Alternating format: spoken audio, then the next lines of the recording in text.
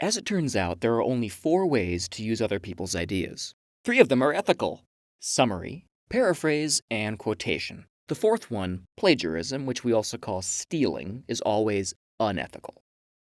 If you're using someone else's ideas, that means you're using one of these methods. So I'm going to tell you about them and give you some suggestions about how to use each one. This is going to be a quick overview, so buckle up. Metaphorically, unless you're driving, in which case, don't watch a video. Summary takes something big and shrinks it down, so you can reduce a big old tome like Moby Dick down to a madman hunts a whale, gets everyone killed. Long book shrunk into a sentence. Note that those are all my own words. That sentence does not appear in Moby Dick. Apart from that, make sure to attribute the thing you summarized using a citation style of some kind, kapow, and you're done. Summary is good when you want to refer to something big and complicated, but you don't want to give your audience a reading assignment. So you just share the stuff that matters.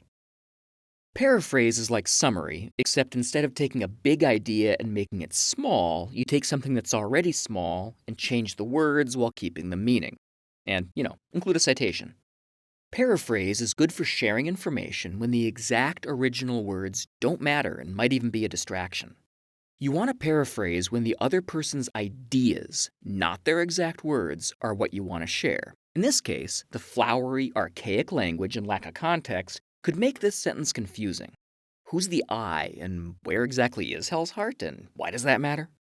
This paraphrase gets the same idea across without letting the language get in the way. Quotation is the exact reproduction of someone else's language, a perfect copy. To quote, you copy the text you want, throw quotation marks at either end, and of course, include a citation.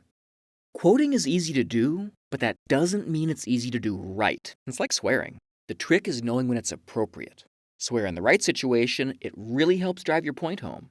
Swear in the wrong situation, and grandma writes you out of the will. Basically, you want to quote when the other person's exact words, not the ideas behind them, are what you want to share.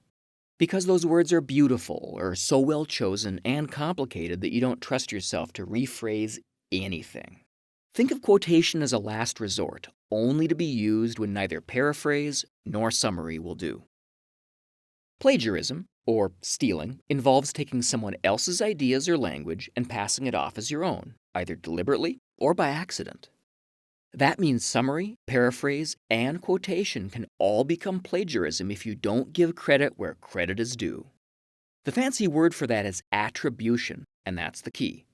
Here's a paraphrase from a critical analysis of Moby Dick.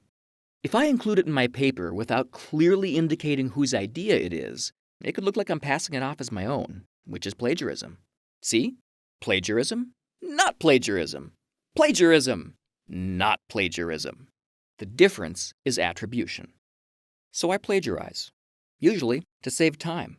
It's an attempt to have your cake and eat it too. If you plagiarize, you can go to that big party and hand in your paper on time.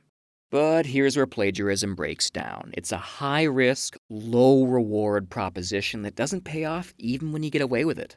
Because all you're really doing is compromising your own education, which costs a lot of time and money. And of course, it's worse if you get caught. So please don't abuse other people's ideas. Instead, stop by your friendly library and get some help with your research.